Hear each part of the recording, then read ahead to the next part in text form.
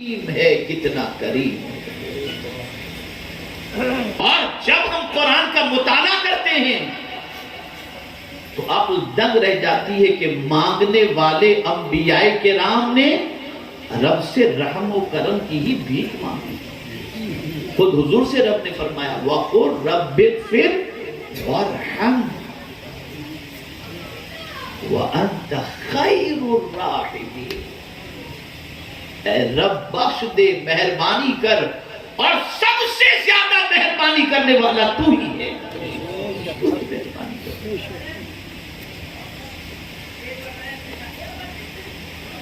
اور رسول اعظم صلی اللہ علیہ وسلم نے مہربانی کے نظام کو کیسا قائم کرنا چاہا؟ تو ایک قانون بتا دیا، تم میں کا جو بھی بڑا ہے، سیاسی اعتبار سے بڑا ہے، مرتبے کے اعتبار سے بڑا ہے، سوسائٹی کے اعتبار سے بڑا ہے، ایجوکیشن کے اعتبار سے بڑا ہے، جس کسی اعتبار سے بڑا ہے، حضور صلی اللہ علیہ وسلم نے فرما دیا من لم یرحم صغیرنا ولم یوقر کبیرنا فلیس منا. جو چھوٹوں پر مہربانی نہ کرے اور بڑوں کی تعظیم نہ کرے، سرکار فرماتے وہ ہمارا ہے ہی نہیں. یہ جو آج چپکنی سے چلتی ہیں، یہ جو آج جنگیں چلتی ہیں، اس کی وجہ سب سے بڑی یہ ہے کہ بڑے چھوٹے پر شفقت کرنا چھوڑ دیے، چھوٹوں نے بڑوں کا احترام کرنا چھوڑ دیا. اور تاریخ گواہ ہے جب کوئی بڑا چھوٹے پر شفقت کرتا ہے، چھوٹا بڑے پر جان لٹانے کے لیے تیار ہو جاتا ہے. بڑا بنایا ہی اس لیے گیا ہے تاکہ چھوٹے پر شفقت کرے. اب یہی اسی پر تمہید پر ہی گفتگو کروں تو بڑی لمبی گفتگو ہو جائے گی. بس ایک حدیث عرض کر دوں. کون نہیں چاہتا کہ اللہ اس پر مہربانی کرے؟ ہر کوئی چاہتا ہے. اور اس سے بڑا مہربان کون ہوتا؟ تم کتنے ہی بڑے ہو جاؤ، اللہ کی مہربانی کے محتاج رہو گے. آج تم جوان ہو، آج تم مالدار ہو، آج سیاسی عہدے پر ہو، آج کسی بڑے منصب پر ہو، اگر تم منصب سے نہ بھی ہٹے تو بوڑھے تو ہو جاؤ گے نا. تو جب بوڑھے ہو جاؤ گے تو بیٹے بھی توجہ نہیں دیں گے، لیکن ان بیٹوں کے دل میں محبت اگر اللہ پیدا کر دے گا تو وہ تمہاری خدمت کر کے جنت آ گی.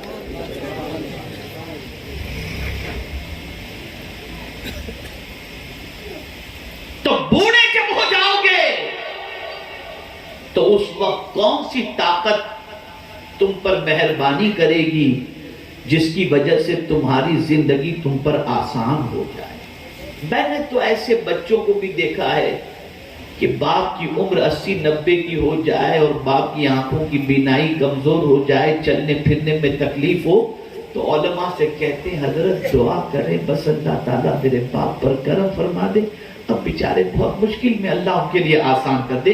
یہ تو نہیں کہہ پاتے کہ دعا کریں ابا کی موت واقع ہو جائے، لیکن یہ ضرور ہے اس لیے کہ خدمت کرنی پڑتی. بوڑھا باپ ہو گیا، استنجا کے لیے، نہلانے دھلانے کے لیے، کپڑا چینج کرنے کے لیے، ڈاکٹر کے پاس لے جانے کے لیے یہ ساری تکلیفیں اٹھانی پڑتی. نام باپ کا لیتا ہے کہ باپ کو تکلیف ہو رہی ہے، حقیقت یہ ہے کہ اسے تکلیف ہو رہی ہے، اسے تکلیف ہو رہی ہے. اس وقت کس کی مہربانی کی ضرورت ہے؟ اللہ کی. اس وقت اللہ کی مہربانی. اب ایک نسخہ آپ کو بتا دوں. حضور صلی اللہ علیہ وسلم نے فرمایا ارحموا من فی الارض یرحمکم من فی السماء. سرکار صلی اللہ علیہ وسلم فرماتے ہیں تم زمین والوں پر مہربانی کرو، آسمان کا خالق تم پر مہربانی کرے. مہربانی کرو.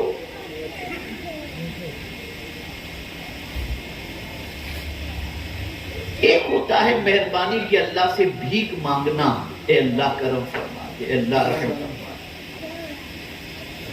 اور ایک ہوتا ہے کچھ ایسے کام کرو جس سے خود مولا تم پر رحم فرما دے، مانگنے کی ضرورت نہ ہو،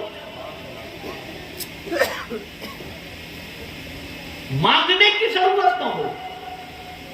قدرت خود سے اس کام سے خوش ہو کر تم پر رحم و کرم کی بارشیں نازل فرما دے. اب وہ سمجھانا چاہتا ہوں، پوری توجہ کے ساتھ سماعت.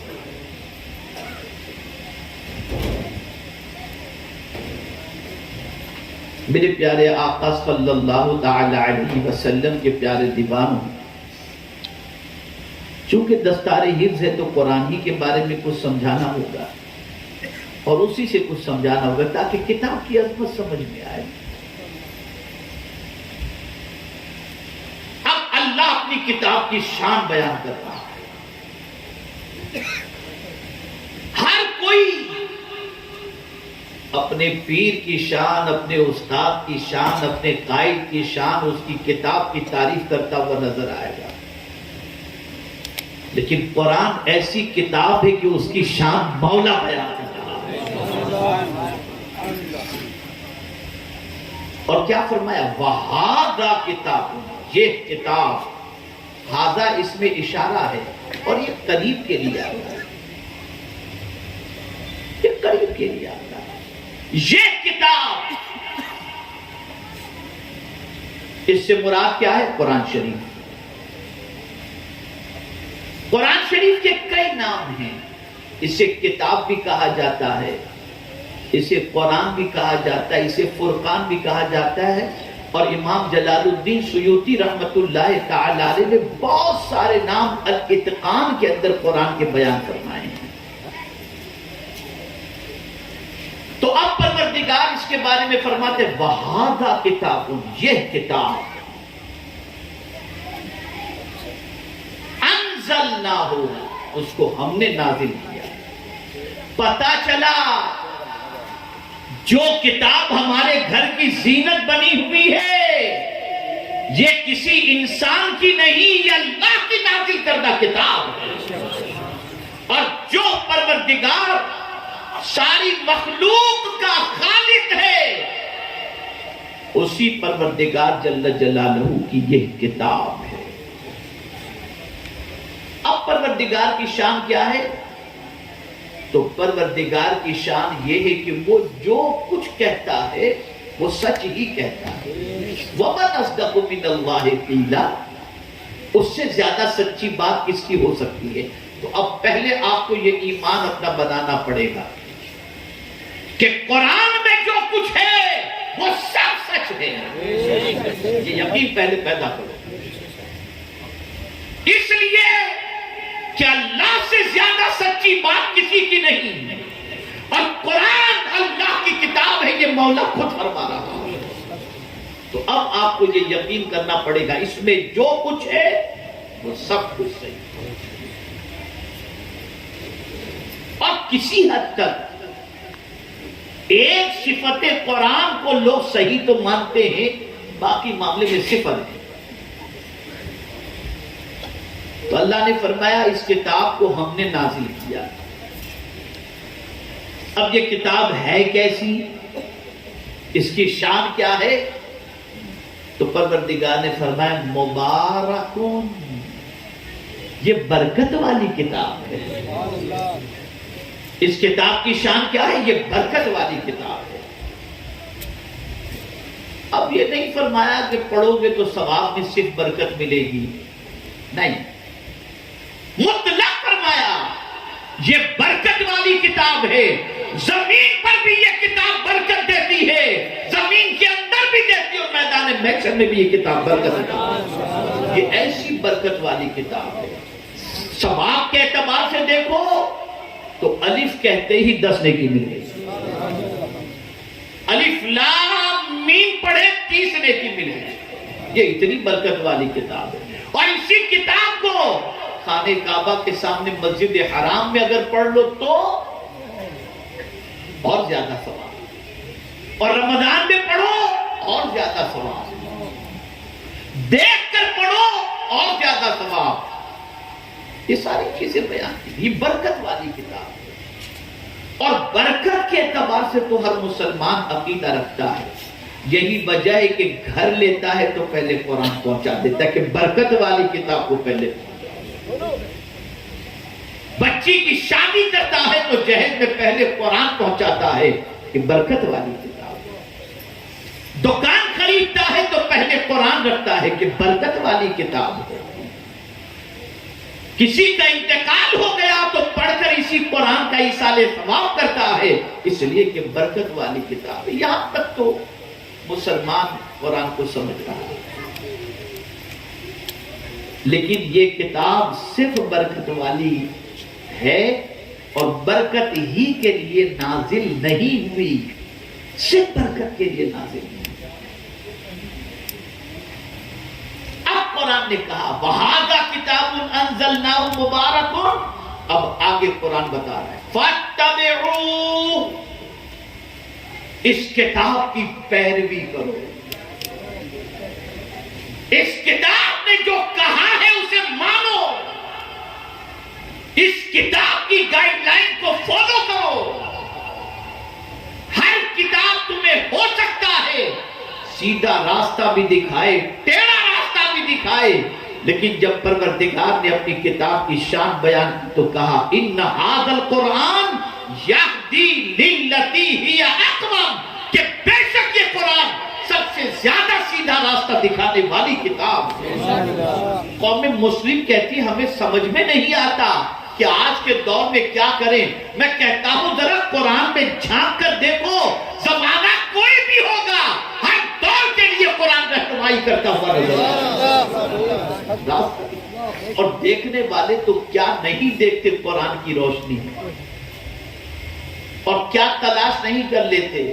ایک صحابی رسول کہتے ہیں میرے اونٹ کی رسی بھی گم جائے تو میں اسے قرآن سے تلاش کرتا ہوں۔ اب جس قوم کو قرآن پڑھنا ہی نہیں آتا بیچاری کو، اور نہ پڑھنے کا شوق ہے، سب سیکھتے ہیں، انگلش آنا چاہیے، یہ لینگویج آنا چاہیے، یہ ڈگری مل جانا چاہیے۔ میں کسی ڈگری کسی زبان کا مخالف نہیں ہوں، لیکن اگر آپ نے قرآن چھوڑ کر اپنے بچوں کو سب کچھ سکھا دیا تو اس کا سیکھنا شاید آپ کے لیے اتنا مفید نہ ہو جتنا قرآن سیکھنا آپ کے لیے مفید ہوگا۔ ارے پورا قرآن بچہ پڑھے یہ تو بہت بڑی بات ہے۔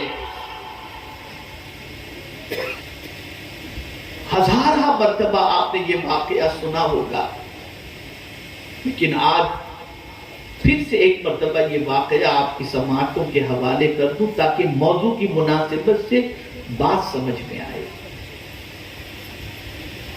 ایک آوارہ شخص جس کی زندگی بالکل آوارگی میں گزری، دامن پر گناہوں کے بے شمار دھبے لگے ہوئے تھے، اس کی بیوی امید سے تھی، اور وہ اتنا سخت بیمار ہوا کہ ڈاکٹر نے کہہ دیا کہ اب بچنے کی کوئی امید نہیں ہے، اور اسے بھی پتا چل گیا کہ میری زندگی کا دیا بہت جلدی گل ہو جائے گا۔ تو وہ ٹمٹماتے ہوئے دیے کی طرح زندگی گزار رہا تھا۔ اس نے اپنی بیوی سے کہا کہ دیکھو تم امید سے ہو، پتہ نہیں میں بچے کا چہرہ دیکھ بھی سکوں کہ نہ دیکھ سکوں مجھے نہیں معلوم، لیکن میری ایک وصیت ہے، بچہ جب پیدا ہونا اور کچھ بولنے لگے تو اس کو مدرسے میں لے جا کر قرآن سکھا دینا۔ ہر آوارہ اپنے بچے کو آوارہ دیکھنا پسند نہیں کرتا، ذہن میں رکھیے گا، خود چاہے کتنا ہی آوارہ ہو چاہے گا کہ میرا بچہ صحیح ہو، کتنا ہی آوارہ کیوں، اور کوئی چاہے کتنا بے عمل کیوں نہ ہو اپنی اولاد کے لیے بے عملی پسند نہیں کرے گا، باعمل ہونا پسند کرے گا۔ اس نے اپنی بیوی کو وصیت کر دی، بیوی نے بھی شوہر کی وصیت کو قبول کر لی۔ وقت گزرا، بچے کی ولادت ہوئی، بچہ پروان چڑھتا رہا، یہاں تک کہ 3 سال کا کم و بیش ہوا۔ بیوی کو شوہر کی وصیت یاد آئی، انگلی پکڑی اپنے بچے کی، لے کر کے گئی مکتب میں۔ امام صاحب سے اس نے کہا میرے بچے کو قرآن سکھا دو۔ امام صاحب نے بچے سے کہا پڑھو بیٹے بسم اللہ الرحمن الرحیم۔ ہکلاتی ہوئی زبان کے اندر بچے نے بسم اللہ الرحمن الرحیم پڑھ لیا۔ بچے کا ادھر پڑھنا تھا کہ مولا کی رحمت کو جوش آ گیا، اور وہ مرنے والا شخص جو گناہوں کی وجہ سے قبر میں عذاب میں گرفتار تھا، مولا نے فرشتوں سے فرمایا فرشتوں عذاب اٹھا لو، جس کا بچہ زمین پر مجھے رحمان و رحیم کہہ کر پکارتا ہو، میں اس کے بچے اس کے باپ کو قبر میں عذاب نہیں دے سکتا۔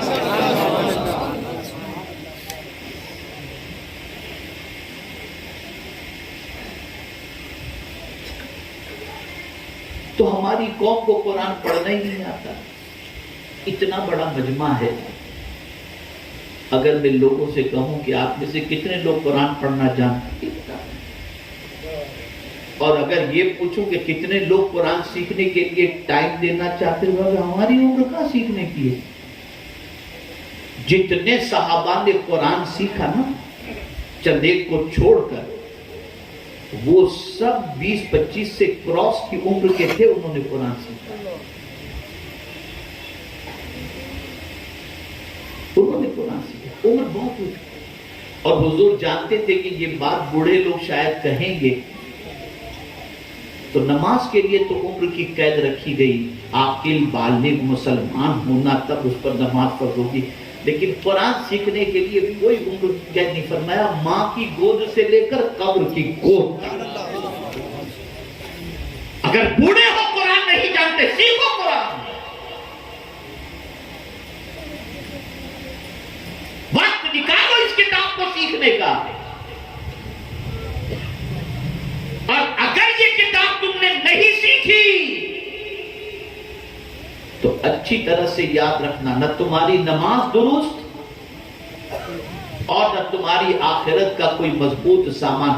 آپ کیا سمجھتے ہو اس کتاب کو؟ یہ کیا معمولی کتاب ہے؟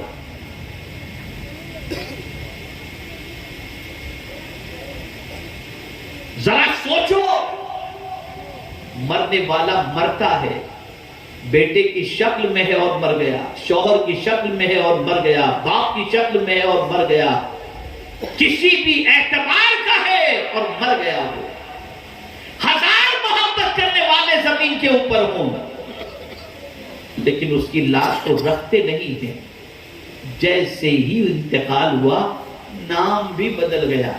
حاجی صاحب نہیں کہتے اس میت کو اٹھاؤ، اب میت کہنے لگتے۔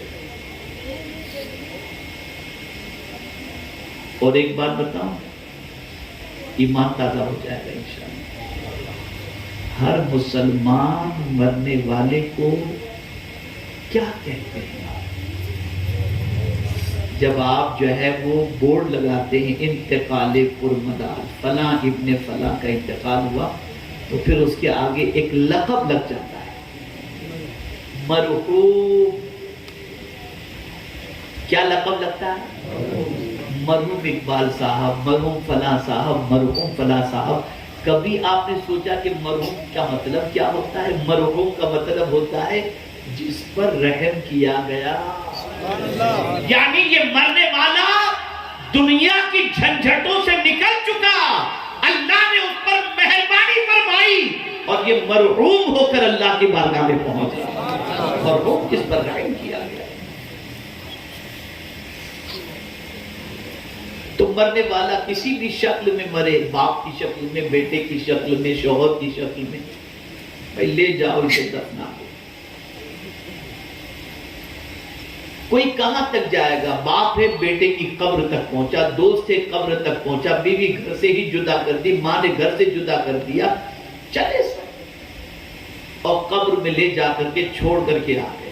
کوئی دوست قبر میں نہیں پہنچا، کوئی بنگلہ قبر میں نہیں پہنچا، کوئی بینک بیلنس قبر میں نہیں پہنچا، کوئی گاڑی قبر میں نہیں پہنچی، کوئی ایسا موبائل نہیں پہنچا جو اندر سے آدمی باہر والوں سے بات کرتا کہ چلو ذرا دل بہلے گا، ٹائم پاس کریں گے۔ اب میں قرآن سے پوچھتا ہوں اور رسول اعظم صلی اللہ علیہ وسلم کی بارگاہ میں عرض کرتا ہوں کہ کیا کوئی چیز ایسی بھی ہے جو اس قبر کی تاریک وادی میں ہمارا دل بہلائے؟ جہاں کوئی دل بہلانے والا نہ ہو، جہاں کوئی ڈھارس باندھنے والا نہ ہو، جہاں کوئی تسلی دینے والا نہ ہو، کیا ہے کوئی ایسی چیز جو قبر میں ہمارا دل بہلائے؟ جتنے بھی قرآن پڑھنے والے قرآن پڑھتے ہیں، جب قرآن ختم کرتے ہیں اور ختم قرآن کی دعا پڑھتے ہیں تو ابتدا اسی سے کرتے ہیں، اللہم آنس وحشتی فی قبری، اے اللہ اس کتاب کو ہمارے لیے قبر میں مونس و غمخوار بنا دے۔ پتہ چلا جس قبر کے اندر کوئی دل بہلانے والا نہیں ہوگا، قرآن جو پڑھنے والا ہوگا قرآن اس کا قبر کے اندر دل کو بہلائے گا، اس کی قبر میں دل کو بہلائے گا۔ تو آپ ذرا سوچو، جو چیز تمہیں قبر میں کام آنے والی ہے تم اس کی تیاری نہیں کرتے جہاں کوئی کام آنے والا نہیں۔ آئیے تھوڑا سا اور آگے بڑھو، اسی پر جاؤں گا تو پھر اور بات آگے نکل جائے گی۔ اور بات جب دل بہلانے کی آئی تو سلطان الہند یاد آ رہے ہیں۔ غریب نواز رحمت اللہ تعالی علیہ سے کسی نے پوچھا کہ حضور آپ کا باغ کون سا ہے؟ ابھی اللہ والے تو اللہ والے ہی ہوتے ہیں، اللہ والوں کے ایک جملے میں بڑی طاقت ہوتی ہے۔ ایک جملہ سناؤ بابا فرید کا۔ ایک صاحب بابا فرید الدین کے پاس پہنچے، گنج شکر رحمت اللہ تعالی علیہ، حضور کینچی ہے آپ کے پاس؟ تو ارشاد فرماتے نہیں بابا میرے پاس تو سوئی دھاگا ہے۔ کہا حضور مجھے کینچی کی ضرورت ہے، تو فرماتے ہم لوگ کاٹنے کا کام نہیں کرتے، جوڑنے کا کام، کاٹنے کا کام، ہم جوڑنے کا کام۔ اور صرف ایسا نہیں کہ دین سے جوڑتے ہیں، یہ اللہ والے تو ایسے ہیں جو حضور سے بھی جوڑ دیتے اور خدا سے بھی جوڑ دیتے۔ تو پوچھنے والوں نے پوچھا سلطان الہند سے کہ حضور آپ کا باغ کون سا ہے؟ تو کیا فرماتے؟ ارشاد فرماتے ہیں میرا باغ تو قرآن ہے، اور اس باغ کی بہار محمد عربی صلی اللہ علیہ وسلم۔ باغ میں آدمی کیوں جاتا ہے؟ دل بہلانے کے لیے جاتا ہے، فریش ہونے کے لیے جاتا ہے۔ تو ہم لوگ تو گارڈن میں جا کر، ہل اسٹیشن پر جا کر دل بہلاتے ہیں، اللہ والے قرآن پڑھ کر اپنے دل کو بہلا دیا۔ ان کا بات یہ ہے۔ میں خاص طور پر ان ضعیفوں سے کہوں گا جن کی عمر 60 کراس کر چکی اور ریٹائرڈ لائف کی طرف بڑھ رہے ہیں، آپ چوراہے پر گھر میں بیٹھ کر گپ شپ کرنے کے ماحول سے نکلو، پکڑ لو کسی اچھے قاری قرآن کو، بناؤ گروپ 5-7 بوڑھوں کا اور قاری صاحب کو رکھو، بچوں سے کہو قاری صاحب کی فیس تم دے دینا بیٹا، ہم کو قرآن سیکھنا ہے۔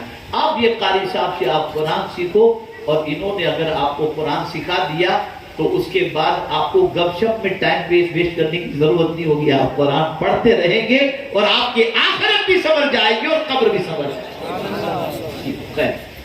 تو اللہ پروردگار ارشاد فرماتے ہیں فاتبعوا، اس کو پڑھو، لعلکم ترحمون واتقوا، اور ڈرو تاکہ تم پر رحم کیا جائے۔ اے رسول اعظم صلی اللہ تعالی علیہ وسلم کے دیوانوں، قرآن اللہ کی وہ کتاب ہے کہ اس کتاب کو پڑھو گے نا تو دل بھی بہلے گا، اور ساتھ ہی ساتھ جب اس کتاب کی پیروی کرو گے، یعنی اس نے کہہ دیا حلال حلال، حرام حرام، اور یہ کتاب اتنی عظمت والی کتاب ہے کہ یہ کتاب کسی پر ظلم کرنے کی اجازت تو دیتی ہی نہیں۔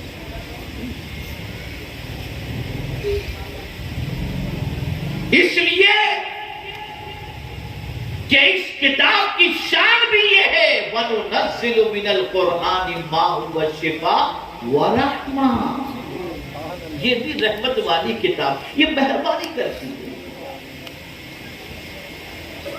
یہ مہربانی۔ تو عرض یہ کر رہا تھا کہ اے رسول اعظم صلی اللہ تعالی علیہ وسلم کے دیوانوں، جہاں تک ہو سکے اعلیٰ سے اعلیٰ دنیاوی تعلیم بھی حاصل ہو، جہاں تک ہو سکے ہائر ایجوکیشن حاصل کرو، لیکن اس کے ساتھ ساتھ قرآن پڑھنا بھی سیکھو اور اس کو پرائرٹی دو، اس کو اہمیت دو۔ اس میں صوتی حسن بھی ہے، مانوی حسن بھی ہے، ہر طریقے کا حسن اللہ عز و جل نے اس کتاب میں رکھا ہے۔ تو اللہ عز و جل فرماتا ہے یہ کتاب سیدھا راستہ دکھانے والی کتاب ہے، یہ سیدھا راستہ دکھانے، اور جب کوئی اس کتاب کی پیروی کرتا ہے اور جب کوئی اس کتاب کے بتائے ہوئے راستے پر چلتا ہے اور چل کر کے بھی ڈرتا ہے، اتباع بھی کرتا ہے اور ڈرتا بھی۔ جیسے اتباع کے حوالے سے ایک واقعہ حضرت امام علی مقام علی جدہ علیہ السلام سواری پر سوار تھے اور مدینہ شریف کی گلی سے گزرے، کنارے پر راستے میں لوگ بیٹھے رہتے ہیں، تو وہاں بھی اس زمانے میں بیٹھے ہوئے کچھ لوگ کھا رہے تھے۔ انہوں نے جیسے ہی دیکھا سید الشہداء سیدنا امام علی مقام علی جدہ علیہ السلام کو، تو فوراً جھجک گئے، ٹھٹک گئے اور کھڑے ہو گئے، حضور آئیے آپ بھی کھانے کے لیے۔ ہوتا یہ کوئی بھی کھانا کھا رہا ہو، کسی کو دیکھے گا حضور آپ بھی بلا۔ اب غریب راستے پہ رہنے والے لوگ کھانے کے لیے امام حسین کس کو بلایا انہوں نے؟ سیدہ شباب اہل الجنہ، جن کے بارے میں دونوں بھائیوں کے بارے میں حضور نے فرمایا نوجوانان جنت کے سردار کو غریبوں نے کھانے کے لیے بلایا۔ امام حسین سواری سے اتر گئے، ان غریبوں کے ساتھ بیٹھ گئے، بیٹھ کر تھوڑا سا انہوں نے کھا لیا، پھر واپس سواری پر بیٹھ گئے تو آنکھوں سے آنسو جارے، آنکھوں سے اشک بہہ رہے۔ لوگوں نے کہا حضور کیا بات ہے آپ رو رہے ہیں، گریہ وزاری کی وجہ کیا ہے؟ ارشاد فرماتے جب ان غریبوں نے مجھے کھانے کے لیے بلایا تو مجھے قرآن کی ایک آیت یاد آ گئی، اور وہ یہ کہ اللہ تعالیٰ تکبر کرنے والے سے محبت نہیں فرماتا۔ بس یہ آیت کا یاد آنا تھا، میں سواری سے اتر کر ان کے ساتھ کھانے بیٹھ گیا، اور اب جو تم آنسو دیکھ رہے ہو یہ شکرانے کے آنسو ہے کہ اللہ نے اپنی کتاب پر عمل کی توفیق عطا فرمائی۔ آج سلام کرنے سے آدمی ڈرتا ہے کہ غریب کو میں سلام کروں، نوکر کو میں سلام کروں، یہ تکبر ہے، یہ کبر ہے، یہ گھمنڈ ہے، اور اللہ گھمنڈ کو پسند نہیں فرماتا، تکبر کو پسند نہیں فرماتا۔ تو یہ کتاب اس لیے ہے کہ اس پر عمل کرو۔ زندگی رہی تو میں آپ کو پھر کبھی سناؤں گا کہ اللہ کن سے محبت کرتا ہے اور کن سے محبت نہیں کرتا، یہ قرآن کی روشنی میں بتاؤں گا انشاءاللہ۔ تو اب قرآن کی دوسری صفت کیا ہوئی؟ فَاتَّبِعُوا، اس کی پیروی کرو، اور پیروی کر کے بھی ڈرو، وَاتَّقُوا، اور ڈرو کہ کہیں کوتاہی تو نہیں ہو گئی، کہیں صحیح طور پر عمل کرنے میں کچھ کمی تو نہیں رہ گئی۔ ڈرو، عمل کر کے بھی ڈرو۔ اب اس کو میں سمجھاؤں ایک واقعے کی روشنی میں تاکہ اچھی طرح سمجھ میں بات آ جائے۔ ایک بزرگ تھے، کپڑا بنتے تھے، اور پھر کپڑا بن کر کے مارکیٹ کے اندر بیچنے کے لیے نکلتے تھے۔ ایک بار ان کے دل میں خیال آیا کہ میں اتنا اچھا کپڑا تیار کروں کہ جو شہر کا بڑا مالدار اور بیپاری، بیٹا بیٹھ جاؤ، شہر کا جو بڑا مالدار ہے اس کو جا کر کے بیچوں تاکہ اچھی قیمت آئے. بنایا انہوں نے, بہت دھیان سے بنایا, بہت اچھی طریقے سے بنایا.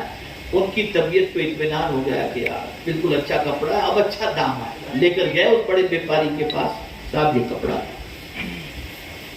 بیپاری نے دیکھا, مسکرایا, اور مسکرانے کے بعد کپڑے کے اندر سے عیب نکالنے شروع کیے. بابا یہ دھاگا یہاں نہیں ہونا چاہیے تھا, ادھر آ گیا ہے, یہ کلر ادھر میچ نہیں ہوتا, یہ سب بتانا انہوں نے شروع کیا. اس نے تو بزرگ کی آنکھوں سے آنسو جاری ہو گئے. وہ ڈر گیا, کہا بابا گھبراؤ نہیں, میں اچھی قیمت سے کپڑا ضرور خریدوں گا, آپ ناراض نہ ہو, ٹینشن نہیں لے, کپڑا تو خریدوں گا. کہا بیٹا میں اس لیے نہیں رو رہا ہوں کہ کپڑا نہیں خریدے گا, نہ تو خرید کے نہ خرید, مجھے تیری اس جانچ سے آخرت یاد آ گئی. میں نے تو کپڑا بنا تھا بڑی محنت سے, لیکن جانچ کرنے والا تیرے جیسا تھا تو کپڑے میں ہزاروں عیب نکال دیا. تو سجدے تو میں نے بہت کیے ہیں, جانچ کرنے والا خدا ہے, پتہ نہیں وہ اس میں عیب نکالے گا تو میرے سجدوں کا کیا ہوگا. اسی لیے فرمایا گیا اتباع کر کے بھی اللہ سے ڈرو کہ اس کی شان کے لائق ہے یا نہیں. اور جب یہ کیفیت ہوگی تو اب تم کو رحمت کی بھیک مانگنے کی ضرورت نہیں, لعلکم ترحمون, تاکہ تم پر اللہ مہربانی فرمائے. اب جب تمہاری یہ کیفیت ہوگی تو مولا تم پر رحم و کرم کی بارشیں نچھاور کرے. پتہ چلا قرآن برکت والی کتاب ہے, اتباع کرنے والی کتاب ہے, ڈرانے والی کتاب ہے. اور جب یہ کیفیت پیدا ہوگی تو اللہ تعالیٰ رحم و کرم کی بارشیں نازل فرمائے گا. خوش نصیب ہیں علماء بھی, معاونین بھی, طلباء بھی, جنہوں نے قرآن مقدس کے سلسلے میں محنت.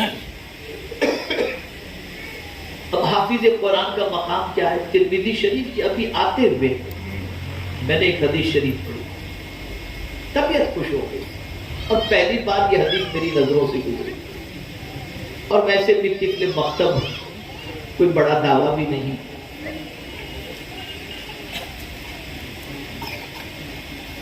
امام ترمذی رحمت اللہ تعالی علیہ فرماتے ہیں, بس یہ حدیث عرض کر کے میں اپنی گفتگو کو ختم کروں. کل بروز قیامت حافظ قرآن کو لایا جائے گا. غور سے سنیے گا, حفاظ بھی سنیں جن کی دستار ہونی ہے, اور آپ تمامی حضرات بھی غور سے سنیں. حافظ قرآن کو لایا جائے تو قرآن اللہ کی بارگاہ میں عرض کرے گا, مولا اس سے اچھے کپڑے پہنا,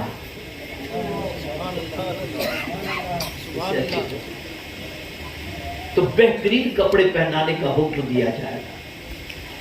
جب بہترین کپڑے پہنا دیے جائیں گے پھر قرآن کہے گا, مولا اس سے بھی بہتر ہے, اس سے بھی بہتر ہے. تو انہیں بہترین چوگا پہنا دیا جائے گا. جب اس حال میں قرآن دیکھے گا اس کے پڑھنے والے کو اور یاد کرنے والے کو, تو قرآن خوش ہو جائے گا, اور خوش ہو کر اللہ سے کہے گا, مولا اس بندے سے راضی ہو جائے,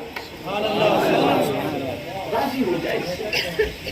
تو مولا ارشاد فرمائے گا, میں اس سے راضی ہو گیا, اے قرآن کی حافظ, قرآن پڑھتا جا, بلندی پر چڑھتا جا. یہ ہے حافظ قرآن.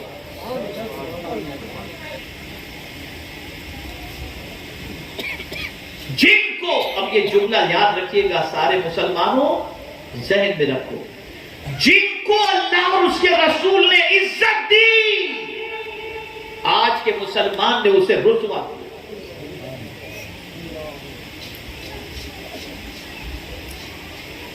مؤذن, امام, خطیب, علماء, کیا حال ہے. بعض مسجدوں کے ٹرسٹی تو امام سے کہتے ہیں, مولانا ذرا چائے بول کر کے آئیے. پھر کہاں سے عزت ملے گی؟ تم کیا جانو جس کے سینے میں قرآن ہے اس کا مقام کیا ہے. عزت کرو, حافظ قرآن کو عزت کی نگاہ سے دیکھو.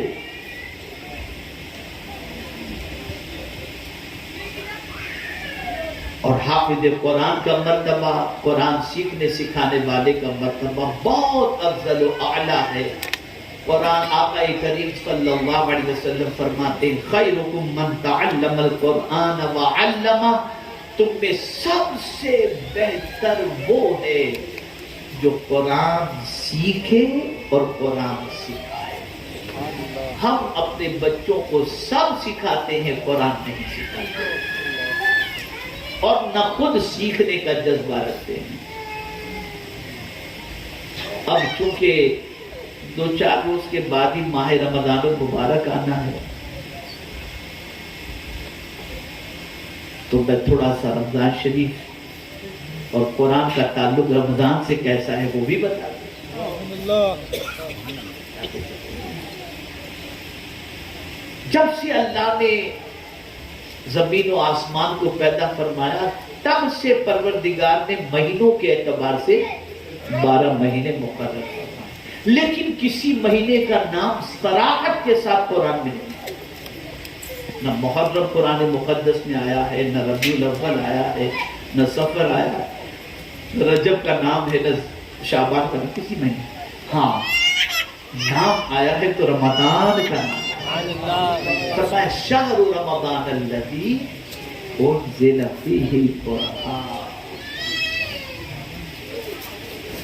رمضان کا مہینہ جس میں قرآن نازل کیا گیا۔ پتہ چلا کہ ماہ رمضان یہ اتنی عظمت والا مہینہ ہے کہ جو کتاب ہماری دنیا اور آخرت سنوارنے والی ہے، اس کتاب کے نزول کے لیے اللہ نے کسی اور مہینے کا نہیں، ماہ رمضان ہی کا انتخاب فرمایا۔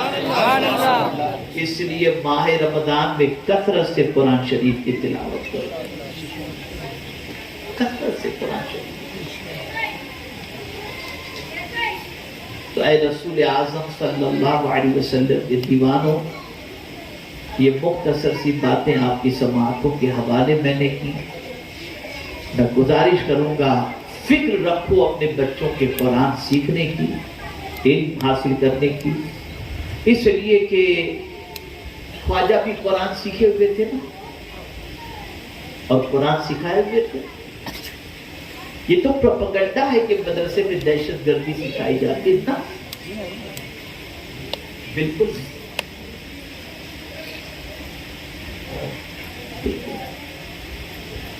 ذرا کوئی مجھے بتا دے خواجہ صاحب نے کسی جانور پر بھی ظلم کیا ہو؟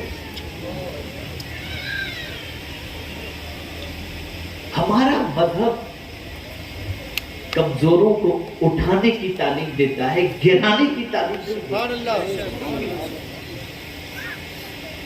بے گناہ پر زیادتی کرنے کا حکم نہیں دیتا۔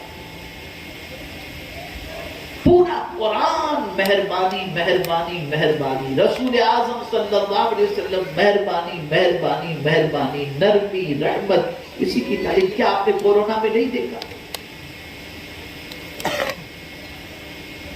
میں پورے دعوے کے ساتھ کہتا ہوں، کورونا کے اندر پریشان حالوں کی مدد کرنے کے وقت جب مسلمان نکلے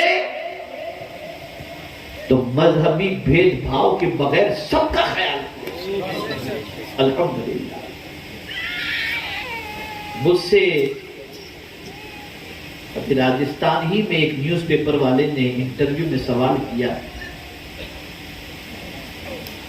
کہ مولانا یہ جو مذہبی آپس کے اندر نفرتیں پھیل رہی ہیں، میں نے کہا یار کون یہ کہہ رہا ہے کہ مذہبی نفرتیں؟ نہیں، غلط کہہ رہے ہو، یہ سیاسی لفظ ہے مذہبی نفرت، یہ سیاسی لفظ ہے۔ کیا کورونا میں کسی نے بھید بھاؤ کیا تھا؟ کیا ارتھ کویک آ جائے گا تو کوئی مسلمان غیر مسلم کا کوئی غیر مسلم مسلمانوں کے بارے میں یہ سوچے گا کہ یہ مسلمان ہے تمہیں؟ اور آگے تھوڑا سا پڑھو تو آپ دیکھو غیر مسلم ٹیچر ہے، مسلمان بچے پڑھنے پڑھا رہے، مسلمان ٹیچر ہے، غیر مسلم بچے پڑھنے پڑھا رہے بغیر بھید بھاؤ کے۔ ڈاکٹر ہے، پیشنٹ مسلمان، ڈاکٹر نان مسلم ٹریٹمنٹ کر رہا، ڈاکٹر مسلم، پیشنٹ نان مسلم ٹریٹمنٹ ہو رہا۔ یہ سیاسی ورڈ ہے، سیاسی لفظ ہے، اس چکر میں مت پڑو۔ انسان انس سے بنا ہے جس کے معنی ہوتا ہے محبت کے محبت سے جیو اور محبت سے زندگی گزارو. ایک وقت ایسا آئے گا جب تمہیں ایک دوسرے کی ضرورت پیش آئے گی. اس لیے سکون کے ساتھ ہمارے مذہب نے جو تعلیم دی یہاں تک فرمایا گیا, یہ حضور کا فرمان صلی اللہ علیہ وسلم. پڑوسی کا حق جب حضور صلی اللہ علیہ وسلم فرماتے ہیں تو ارشاد فرماتے ہیں کہ اگر پڑوسی مسلمان ہے اور رشتہ دار بھی ہے اور تم اس کی خدمت کرتے ہو تو اس خدمت پر تمہیں 3 گنا اجر ملے گا. ایک تو رشتہ داری کا, ایک پڑوسی کا, اور ایک ہم مذہب ہونے کا. دوسرا یہ کہ کوئی پڑوسی ہے تمہارا لیکن مسلمان ہے اور پڑوسی ہے, رشتہ دار نہیں ہے, سرکار فرماتے ہیں تم اس کی خدمت کرو گے, اس کا خیال رکھو گے, دگنا اجر ملے گا. لیکن تیسرا ایسا پڑوسی ہے جو مسلمان نہیں ہے لیکن تمہارا پڑوسی ہے, سرکار فرماتے ہیں اس کی خدمت کرو گے تو اللہ اس کا بھی اجر تمہیں عطا. یہ نہیں فرمایا کہ پڑوسی کی بچی کی آبرو لوٹ لے, نہیں فرمایا. تو ہمارا مذہب کل کے کل شانتی کی تعلیم دیتا ہے اور ہر مذہب میں چند بگڑے ہوئے ہوتے ہیں. اس لیے ان بگڑے ہوئے لوگوں کو مذہب نہ سمجھا جائے, مذہب کو سمجھنا ہے تو ہم سے مت سمجھو, جو مذہب لے کر کے آئے اس رحمت عالم کی زندگی سے سمجھو. اللہ تعالی ہم سب پر کرم فرمائے اور پروردگار جل جلالہ ہم سب کو صحیح تعلیم, صحیح مشن, صحیح پیغام لوگوں تک پہنچانے کی توفیق نصیب فرمائے اور چین سے جینے کی توفیق دے اور ایمان کے ساتھ اللہ ہم سب کا خاتمہ فرمائے. اور مدرسہ فیضان پنجتن پاک کو اللہ تعالیٰ دین دنی رات چوگنی ترقی عطا فرمائے. اس کے معاونین, مدرسین, طلباء ہر ایک کو پروردگار دارین کی سعادتوں سے مالا مال فرمائے. وما علینا الا البلاغ المبین. السلام علیکم ورحمۃ اللہ وبرکاتہ.